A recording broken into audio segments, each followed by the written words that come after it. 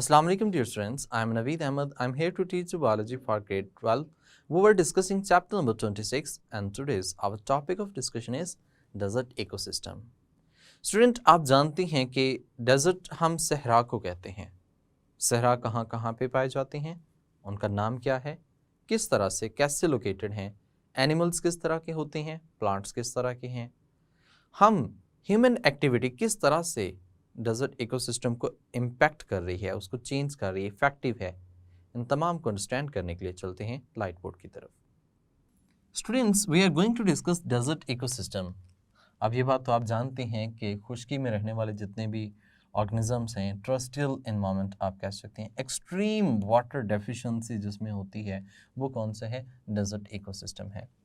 अब देखा जाए वेस्टर्न पंजाब पाकिस्तान की तरफ, तो वेस्टर्न पंजाब पाकिस्तान में मियाँ वाली, बखर, इस रीजन में जो डेजर्ट पाया जाता है उसको हमने थल के नाम से मेंशन किया.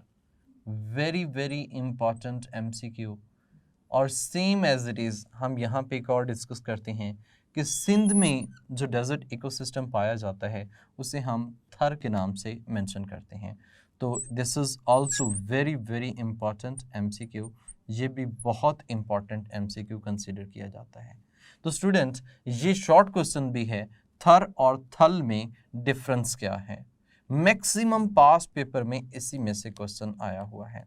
स्टूडेंट, अगला पॉइंट ये है कि पाकिस्तान का जो साउदर्न रीजन है, साउदर्न पंजाब है पाकिस्तान के अंदर, उसमें फोर्टाबास, बहावलनगर, याजमान, रहीम यार खान, बहावलपुर, और बहावलपुर का जो डेजर्ट है उसको हम किस नाम से मेंशन करते हैं? चोलिस्तान के नाम से मेंशन करते हैं. तो these are very basic MCQ which can be asked by any examiner. किसी भी एग्जामिनर जो है वो ये क्वेश्चन जो है इनको क्या कर सकते हैं? पिक कर सकते हैं. Students, variety of environments exist in the variety of environment जो हैं वो एग्जिस्ट करते हैं डेजर्ट के अंदर. अगर हम बात करें ओवरऑल तो ये 20 to 30 degree north and south latitude की तरफ एग्जिस्ट करता है. यानी कि नॉर्थ एंड साउथ लैटिट्यूड में देखें तो 20 to 30 डिग्री जो है ये एग्जिस्ट करेगा. ये डिग्री हम वो बात कर रहे हैं जब हम ज्योग्राफी की स्टडी करते हैं, अर्थ के अंदर वर्चुअल लाइंस की स्टडी करते हैं, तो उसको हम डिग्री मिनट्स के मुतालिक बात कर रहे होते हैं. तो वैरायटी ऑफ इन्वायरमेंट एग्जिस्ट करती हैं. One of the extreme exist, यानी कि एक्सट्रीम इन्वायरमेंट जहाँ पे रेन तो बिल्कुल भी नहीं है, no rainfall and no vegetation at all, that is Sahara and कायल. स्टूडेंट, ये जो सहारा एंड कायल है यहाँ पे बहुत ही जीरोफाइट्स इन्वायरमेंट जो है वो एग्जिस्ट करता है. आप ऐसे कह सकते हैं there is no rainfall, no vegetation at all. बिल्कुल भी रेनफॉल नहीं है, बिल्कुल भी वेजिटेशन एग्जिस्ट नहीं करती. वाइडली स्पेस्ड हो, इसमें यहाँ पे जो है वो वेजिटेशंस बहुत दूर दूर तक, कहीं कहीं पर vegetations normally commonly desert ecosystem के अंदर एग्जिस्ट करती है. ऐसा नहीं है कि डेजर्ट इकोसिस्टम के अंदर यानी कि एक ही जगह पर काफ़ी ज़्यादा है फिर इस तरह. तो ये वाइडली डिस्ट्रीब्यूटेड हो सकता है, वाइडली स्पेस्ड हो सकते हैं. कुछ एरियाज़, लार्ज एरियाज़ तो ऐसे हैं जहाँ पर सिर्फ और सिर्फ बेयर ग्राउंड है और कुछ भी नहीं है, खाली जगह पड़ी हुई है, और वो खाली जगह किसी भी तरीके कार से हो सकती है. नेक्स्ट स्टूडेंट, रेनफॉल की बात की जाए तो रेनफॉल अगर मेजर की जाए तो 25 to 50 सेंटीमीटर या फिर 10 to 20 इंच, या फिर बिल्कुल भी नहीं है, नॉट एट ऑल. डेजर्ट है तो डेजर्ट में रेन कहाँ से आई? बिल्कुल भी नहीं एग्जिस्ट करती. अब same as is plant life की बात की जाए तो प्लांट लाइफ में हमने कहा कि ऑफन स्पेस्ड इवनली, यानी कि बराबर बराबर वाले हिस्सों पे मौजूद होती है.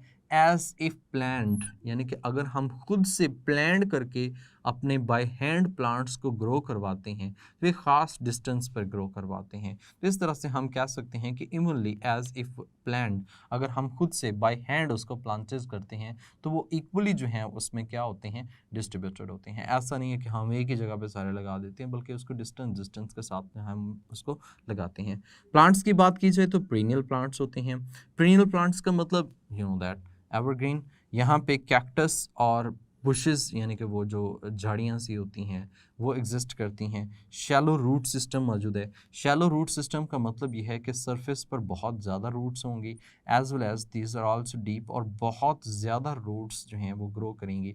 That is known as shallow root system. इसको हम शैलो रूट सिस्टम के नाम से मेंशन करते हैं, यानी कि रूट्स बहुत ज़्यादा हैं, ग्रो करती हैं, डीपली ग्रो करती हैं, इस सेंस में हम कहते हैं शैलो रूट सिस्टम इनके अंदर एग्जिस्ट कर रहा होता है।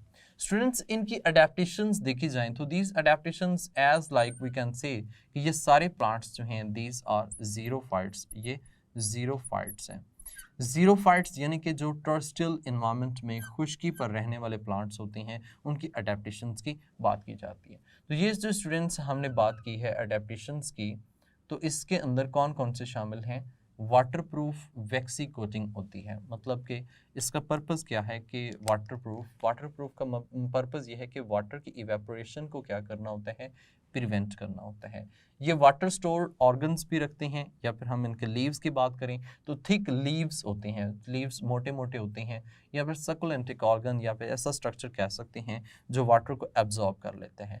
तो जैसे रेनी सीजन आता है ये वाटर को क्या कर लेते हैं, एब्जॉर्ब कर लेते हैं। आफ्टर दैट अगर देखा जाए तो जब ड्रॉट सीजन होता है तो ये उसी वाटर को यूटिलाइज कर लेते हैं। तो यहाँ पे कैक्टस और यूफॉर्बिया, इनकी अगर बात की जाए तो इनमें फ्लैशी स्टेम होता है।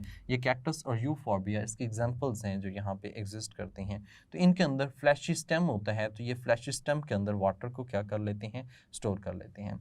स्टूडेंट्स, नेक्स्ट हमारे पास है कि एनिमल लाइफ किस तरह से है, यानी कि डेजर्ट में किस तरह के एनिमल्स एग्जिस्ट करेंगे, और ओवरऑल ह्यूमन इम्पैक्ट जो है वो किस तरह से है, और फिर हम सहारा और कायल की जो है उसका भी जिक्र करेंगे कि वो कैसे इफ़ेक्टेड हैं डेजर्ट इकोसिस्टम से, और किस तरह से ये सारे जो है ओवरऑल इकोसिस्टम मौजूद हैं। तो इसमें सर्टेन शॉर्ट क्वेश्चन हो सकते हैं, ये वाले MCQ हो सकते हैं, जबकि ये अडेप्टेशंस यानी कि प्लांट लाइफ, ये तो वेरी इंपॉर्टेंट शॉर्ट क्वेश्चन जो है वो कंसिडर किया जा सकता है, क्योंकि इसमें से ये अडेप्टेशंस एज लाइक ज़ीरोफाइट्स की हैं, ये एग्जांपल्स पूछी जा सकती हैं। इनके रूट सिस्टम किस तरह से होता है ये MCQ में आ सकते हैं। तो this can be asked in the MCQ form, ये MCQ फॉर्म में पूछे जा सकते हैं। तो नेक्स्ट लाइट बोर्ड में हम एनिमल लाइफ और ह्यूमन इम्पैक्ट को डिस्कस करते हैं। Students, we are going to discuss desert ecosystem, और इसमें हमने प्रीवियसली प्लांट लाइफ, रेनफॉल, बाकी सब डिस्कस किया। अभी हमने डिस्कस करना है कि वहाँ पे एनिमल्स किस तरह से हैं। तो स्टूडेंट्स, ज़ाहिर सी बात है कि एनिमल्स भी वहाँ पे टेरेस्ट्रियल एनिमल्स सर्वाइव करेंगे। टेरेस्ट्रियल एनिमल्स, ये जो टेरेस्ट्रियल एनिमल्स हैं ये ऐसे एनिमल्स होते हैं जो खुश्की पर रहते हैं, यानी कि हम कह सकते हैं जो वाटर को कंजर्व करने की सलाहियत रखते हैं, या फिर बहुत कम वाटर के अंदर भी सर्वाइव कर लेते हैं। हम ऐसे ही कहते हैं कि these are those animals which are adapted to little supply of water, यानी कि बहुत कम वाटर भी दिया जाए तो वहाँ पे भी वो सर्वाइव करते हैं। इन शॉर्ट आप ऐसे कह सकते हैं दे कंजर्व वाटर, वो वाटर को कंजर्व करने की सलाहियत रखते हैं, यानी कि वाटर लॉस को प्रिवेंट करने में उनके अंदर अडेप्टेशंस होती हैं। अब देखिए कुछ एनिमल्स तो ऐसे भी हैं कंप्लीटली डिवॉइड, यानी कि जो दिन के वक्त निकलते ही नहीं हैं। कुछ डेजर्ट्स आप ऐसे कह सकते हैं कि डे टाइम बिल्कुल खाली होता है, कोई animal life at day time मौजूद नहीं होती। ऐसी क्या वजह है? क्योंकि डे टाइम जो डेजर्ट होते हैं वो हॉट होते हैं ड्यू टू सन, यानी कि इसमें हम ऐसे भी कह सकते हैं डे टाइम में एनिमल्स नहीं हैं तो ये सीक रिलीफ फ्रॉम हीट, यानी कि सूरज से वो अपने आप को बचाते हैं, क्योंकि उनके ऊपर वैक्सी लेयर होती है और डेजर्ट्स होते हैं बहुत ही ज़्यादा गर्म होते हैं दिन के वक्त, सो वो बाहर नहीं निकलते।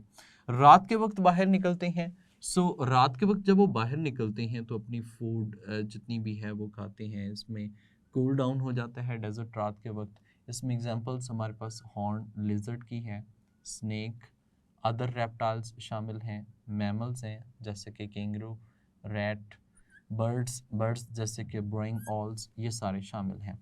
तो स्टूडेंट्स, हम कह सकते हैं कि यहाँ की जो लाइफ है वो मोस्टली नॉकटर्नल लाइफ होती है। नॉकटर्नल लाइफ का मतलब जो रात के वक्त एनिमल्स बाहर आते हैं, अपनी फूड को ढूंढते हैं, खाते पीते हैं, लेकिन दिन के वक्त वो अपनी बरोज़ के अंदर, यानी कि ज़मीन के अंदर वो बरोज़ बनाते हैं, छोटी सी बिल्स बनाते हैं, उनके अंदर सर्वाइव करते हैं। क्योंकि बिलो द अर्थ अगर हम देखें, अगर आप ज़्यादा थोड़ी सी गहराई में जाते हैं तो टेम्परेचर कम होता है as compare to outer surface. Upper surface layer की बात करें तो वो नीचे कम होता है। तो उन्होंने बरोज़ बनाई होती हैं, वो उनके अंदर दिन के वक्त रहते हैं ताकि वो सूरज से भी बचे रहें और हीट से भी अपने आप को बचा के रखें। स्टूडेंट्स इसमें मैमल्स हम कैंगरू, रैट, बर्ड्स, ये कैंगरू यू नो दैट कि ऑस्ट्रेलिया के अंदर जो डेजर्ट सिस्टम है वहाँ पे मौजूद होते हैं।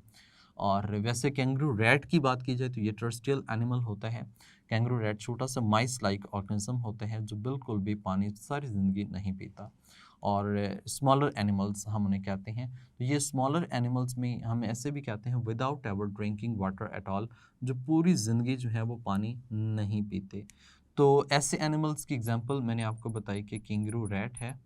कैंगरू रैट ये चूहे की तरह का एक छोटा सा एनिमल होता है जिसका हमने कैंगरू रैट के नाम से मेंशन किया है। ये अपनी फूड के थ्रू ही क्या करते हैं, सेलुलर रेस्पिरेशन करते हैं और अपनी फूड के थ्रू ही फीड अप करते हैं। मिसाल के तौर पर अगर मैं बात करूं कार्बोहाइड्रेट्स की बात करूं, अब कार्बोहाइड्रेट्स ब्रेक डाउन होते हैं तो उनमें से वाटर प्रोड्यूस होता है। अब वो जो वाटर है उसी को यूटिलाइज करते हैं, यानी कि ये सेलुलर रेस्पिरेशन परफॉर्म करते हैं। और सेलुलर रेस्पिरेशन में जो कार्बोहाइड्रेट्स है, इस तरह की जो फूड ब्रेकडाउन होती है तो उसमें से वाटर एज बाई प्रोडक्ट के तौर पे निकलता है। तो ये उस वाटर को यूटिलाइज करके क्या करते हैं, सर्वाइव करते हैं। तो मतलब ये कहने का कि ये पूरी ज़िंदगी जो है वो पानी नहीं पीते, जस्ट अपने मेटाबॉलिक प्रोसेसेस के ऊपर ही सेलुलर रेस्पिरेशन जो फूड की होती है उसी से वाटर गेन करते हैं और उसी पे ही सर्वाइव करते हैं। स्टूडेंट अगर हम लार्ज एनिमल्स की बात करें तो डेजर्ट्स में बिग हॉर्न शीप एग्जिस्ट करती है, कैमल एग्जिस्ट करते हैं। ये वाटर होल्स पर, परमानेंट वाटर होल्स पर डिपेंड करते हैं। जब ड्राई सीजन आते हैं उस वक्त अगर हम बात करें तो वाटर होल्स होते हैं, ये वाटर होल्स परमानेंट होते हैं, मतलब इनमें से पानी मोस्टली ख़त्म नहीं होता। तो हम कहते हैं कि इस तरह से जो बड़े एनिमल्स होते हैं, डेजर्ट एनिमल्स होते हैं, they also depend upon the permanent water holes which during dry season जो है वो उनको पानी कहीं और नहीं मिलता तो वो फिर उन्हीं होल्स के ऊपर ही डिपेंड कर रहे होते हैं। स्टूडेंट्स ह्यूमन इम्पैक्ट की बात की जाए तो आप ये बात तो अच्छी तरह से जानते हैं कि इंसान जो है वो ऑलमोस्ट बायोम को ख़त्म करने के चक्कर में है, यानी कि इतनी पॉल्यूशन, इतनी एक्टिविटीज़ जिनकी वजह से मुख्तलिफ बायोम्स एक तो साइज़ में रिड्यूस हो रही हैं क्योंकि इंसान की पॉपुलेशन ओवरऑल क्या कर रही है, इंक्रीज़ कर रही है, जिसकी वजह से ये प्रॉब्लम्स आ रही होती हैं। तो यहाँ पे हम कह सकते हैं कि ह्यूमन एक्टिविटीज़ जो हैं reducing extent of many biomes और इकोसिस्टम, तो बहुत से बायोम और इकोसिस्टम जो है उनको रिड्यूस करने में इंसान जो है वो रोल प्ले कर रहा होता है, या फिर इंसानी एक्टिविटीज़ ऐसी होती हैं जो इन बायोम्स को, इकोसिस्टम्स को कम करने में, रिड्यूस करने में इन्वॉल्व होती हैं। स्टूडेंट ये स्प्रेड डेजर्ट, यानी कि डेजर्ट हम एक प्रोसेस के नाम से जानते हैं, डिज़र्टिफिकेशन। ये 2, 3, 4 वजूहात से हो सकता है। एक तो फॉरेस्ट जब हम कट कर देते हैं तो बाकी जो बेयर लैंड बचती है वो ग्रोथ नहीं होती। जब उनकी ग्रोथ नहीं होती तो वो सिंपल क्या कहलाती है, डेजर्ट कहलाती है। तो इस तरह से डेजर्ट यानी कि डिफॉरेस्टेशन से हम बना रहे हैं, डेजर्ट्स फॉरेस्ट को कट करके बना रहे हैं। ओवर ग्रेजिंग का एक प्रोसेस आप जानते हैं जिसमें ग्रासेस हैं और वहाँ पे हम एनिमल्स बहुत ज़्यादा अमाउंट में छोड़ देते हैं और वो उनको जड़ से उखाड़ लेते हैं, ग्रासेस को जड़ से खा लेते हैं क्योंकि उनके पास फूड कम होती है। सो वहाँ पे अगेन ग्रासेस जो हैं वो प्रॉपर तरीके से ग्रो नहीं करती, तो इस तरह से वो भी किस में कन्वर्ट हो जाती हैं, डेजर्ट में कन्वर्ट हो जाती हैं। तो ये डिजर्टिफिकेशन का प्रोसेस कहलाता है। स्टूडेंट्स बिल्कुल इस तरह से जो सॉइल होती है, जो एसिडिक सॉइल है या फिर सैलिनिटी है या फिर सॉइल इरोजन है, इन वजूहात से भी वो bare land as it is पड़ी होती है, वो भी क्या कहलाती है, डेजर्ट कहलाती है। तो इंसान जो है वो स्प्रेड ऑफ डेजर्ट यानी डिजर्टिफिकेशन का प्रोसेस जो है वो बहुत ज़्यादा उस इंसान की अपनी एक्टिविटीज़ की वजह से ऐसा होता है।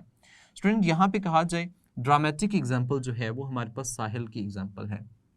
ये जो साहिल है ये जब हम बात करते हैं Sahara desert in Africa, Africa के साथ हम कहते हैं सहारा डेजर्ट जो है उसका साउदर्न एज, वहाँ पे border of southern edge of Sahara desert with Africa वहाँ पे एग्जिस्ट करता है, यानी कि अफ्रीका के साथ इसका जो है वो लिंकेज है, या फिर ऐसे भी कह सकते हैं कि वो रीजन आता ही अफ्रीका में है। तो अफ्रीका में आपने अक्सर ये देखा भी होगा कमर्शियल्स में या इस तरह से कि वो जो एरिया है वहाँ पे बहुत गरीब लोग, इस सेंस में कह सकते हैं कि वहाँ पे फूड है ही नहीं, फूड एग्जिस्ट ही नहीं करती। उसकी वजूहात क्या हैं स्टूडेंट, देखिए 25 ईयर्स अगर हम चले जाएं पीछे, बैक चले जाएं, तो उस बिलो एवरेज रेनफॉल, वहाँ पर रेनफॉल है ही नहीं। जब रेनफॉल नहीं है तो वहाँ पे प्रोडक्टिविटी नहीं है। प्रोडक्टिविटी का मतलब ये है कि वहाँ पे क्रॉप्स ग्रो नहीं करेंगी, क्रॉप्स ग्रो नहीं करेंगी तो वहाँ पे उनकी जो प्राइमरी प्रोडक्टिविटी है वो ज़ीरो। आप ऐसे समझ सकते हैं कि वो बिल्कुल करीब बिल्कुल ना होने के बराबर आप कह सकते हैं। So that is the reason basically वहाँ पे जो लोग हैं, प्रोडक्टिविटी ना होने की वजह से, रेनफॉल ना होने की वजह से वहाँ पे लोग जो हैं वो वेजिटेशंस अपनी फूड जो है वो प्रिपेयर नहीं कर पाते and they have shortage of water, उनको वाटर की भी शॉर्टेज होती है। अच्छा, यहाँ पे कहा जाता है रैपिड ग्रोथ ऑफ पॉपुलेशन। इसकी एक और वजह है कि वहाँ पे पॉपुलेशन बहुत ज़्यादा स्पीड से ग्रो की थी। जब पॉपुलेशन ज़्यादा स्पीड से ग्रो करती है तो जाहिर सी बात है वहाँ पे रिक्वायरमेंट्स भी क्या होंगी, ज़्यादा चाहिए होंगे। जब रिक्वायरमेंट्स ज़्यादा चाहिए, सोर्सेज ज़्यादा चाहिए, वो अवेलेबल नहीं है, so it will increase the carrying capacity of the environment. यानी कि अगर देखा जाए ना तो साहिल जो है it is a good example, और you can say that is a example of human population. Human population बहुत ज़्यादा स्पीड में वहाँ पे ग्रो की है और अब ह्यूमन पॉपुलेशन जो है एक्सीडिंग कैरिंग कैपेसिटी, वो उस कैरिंग कैपेसिटी से एक्सीड कर रही है। कैरिंग कैपेसिटी है क्या चीज़? स्टूडेंट देखें, हर एक एनवायरनमेंट में एक सलाहियत होती है कि वो एक ख़ास नंबर ऑफ इंडिविजुअल्स ऑर्गेनिजम्स को सपोर्ट कर सकता है। जब हम उस ख़ास नंबर ऑफ इंडिविजुअल्स ऑर्गेनिजम्स के सपोर्ट से ज़्यादा हम उसमें पॉपुलेशन डालेंगे या वहाँ पे पॉपुलेशन ज़्यादा होगी as environment support, that is known as exceeding carrying capacity. तो कैरिंग कैपेसिटी एक इन्वायरमेंट की वहाँ के ख़ास पॉपुलेशन को कैरी करने की जो सलाहियत होती है उसको हम कैरिंग कैपेसिटी कहते हैं। And in science biology they can be represented as के, इसको हम के से रिप्रेजेंट कर रहे होते हैं। तो ये कैरिंग कैपेसिटी से जब पॉपुलेशन ज़्यादा होगी तो उसका रिजल्ट क्या होगा? Massive famine. मैसिव फेमीन की दो मेन वजूहात हमने डिस्कस की। एक तो हमने कहा कि लॉस ऑफ प्रोडक्टिविटी बिल्कुल लॉस हो चुकी है, और दूसरा जो है ह्यूमन पॉपुलेशन यानी कि उसकी कैरिंग कैपेसिटी पॉपुलेशन जो है बहुत ज़्यादा इंक्रीज हो चुकी है। स्टूडेंट, इस तरह की अगर सिचुएशन रहती है तो इफ़ यू रिमेंबर, अगर आपको याद हो तो आप जानते हैं कि एथियोपिया में 1980s के मिड ऑफ 1980s में एक फेमीन आया था। मिड ऑफ 1980s में एक फेमीन था, एक ट्रेजिक। ये जो ट्रेजिडी थी, ये again it can be occur in Sahel, या साहिल के लोग जो एरिया है वहाँ पे भी पॉसिबल हो सकते हैं। तो ये एथोपिया के रीजन में इस तरह से 1980s के मिड में हुआ था, फेमीन आया था। तो ये एक एमसीक्यू के पॉइंट ऑफ व्यू से है। ये साहिल जो है ये भी एक एमसीक्यू के पॉइंट ऑफ व्यू से है। It is a example of exceeding carrying capacity, ये भी एक एमसीक्यू हो सकता है। और it can be a best short question, ये बेस्ट शॉर्ट क्वेश्चन भी हो सकता है कि what are the impacts of human impacts upon desert ecosystem पे किस तरह से इम्पैक्ट्स है, ह्यूमंस क्या क्या काम कर रहे हैं, किसकी वजह से एक डिजर्टिफिकेशन का प्रोसेस आता है, या कि what are the consequences of the massive famine के कंसिक्वेंसेस क्या हो सकते हैं। ये भी कंडीशंस आ सकती हैं, क्वेश्चन आ सकता है कि what are the conditions which can lead to a massive famine which can be a tragic, जो एक ट्रेजिक हो सकता है, ट्रेजिडी हो सकती है। तो कौन कौन सी ऐसी कंडीशंस हैं, क्या हो सकता है, किस तरह से है। ये भी एग्जांपल आ सकती है कि how you can justify that desertifications occurs in the world, or desertifications of processes occur in the world and can affect the human life, और ये ह्यूमन लाइफ को इफेक्ट कर रही है। तो उसमें भी आप एग्जांपल जो है वो मेंशन कर सकते हैं। स्टूडेंट्स, इसके एनिमल लाइफ में पूछा जाए तो ये इसमें कौन से एनिमल्स होते हैं, तो ये टर्स्टियल एनिमल्स होते हैं। How they are adapted to survive in the desert ecosystem, यानी कि टर्स्टियल इन्वायरमेंट जो है वो डेजर्ट इकोसिस्टम के अंदर, टर्स्टियल एनिमल जो हैं वो डेजर्ट इकोसिस्टम के अंदर किस तरह से सर्वाइव करते हैं। तो ये भी एक क्वेश्चन हो सकता है। ये भी क्वेश्चन आ सकता है कि what are the adaptations in animals located are the living in a desert, जो एक डेजर्ट में एनिमल्स रह रहे हैं उनके अंदर कौन कौन सी ऐसी अडेप्टेशंस हैं। There will be multiple short questions as well as MCQs can be arise from this topic, and this desert ecosystem is very very important related to the MCQ and short questions. जी students, उम्मीद करता हूँ कि आपको desert ecosystem के मुतालिक काफ़ी मालूमात हासिल हो चुकी होंगी। And one of them you have studied about Sahel, कि साहिल के लोग जो हैं किस तरह से they have loss productivity in that environment, तो वो किस तरह से सर्वाइव कर रहे होंगे। द शॉर्टेज ऑफ वाटर की बहुत शॉर्टेज है, नो रेन भी नहीं है, इवन वेजिटेशंस बहुत कम है, उनका इन्वायरमेंट की कैरिंग कैपेसिटी जो है उससे एक्सीड कर चुका है, यानी कि वो प्रॉब्लम में है, they are in the problem, and maybe हो सकता है कि आगे फेमीन के चांसेस भी हों। तो स्टूडेंट, ओवरऑल अगर इस टॉपिक में एकेडमिक पॉइंट ऑफ व्यू से देखा जाए तो मैनी शॉर्ट क्वेश्चंस एमसीक्यूज जो हमने डिस्कस किए हैं during the lecture which can be asked in the paper. और ये थर और थर का MCQ जो है ये बहुत इम्पॉर्टेंट है। सेम एज इट इज़ जो हमने इसमें पढ़ा है कि साहिल जो है ये इसमें लोग एक्सेप्ट लोग जो हैं वो ज़्यादा हो रहे हैं, पॉपुलेशन बढ़ रही है और प्रॉब्लम्स क्रिएट हो रही हैं, ये भी एक शॉर्ट क्वेश्चन के तौर पे पूछा जा सकता है। स्टूडेंट्स, इससे नेक्स्ट हम टंड्रा इकोसिस्टम को डिस्कस करेंगे, वो हम नेक्स्ट लेक्चर में डिस्कस करेंगे। तब तक के लिए मुझे इजाज़त दें, अपना ख्याल रखिएगा, अल्लाह हाफिज़।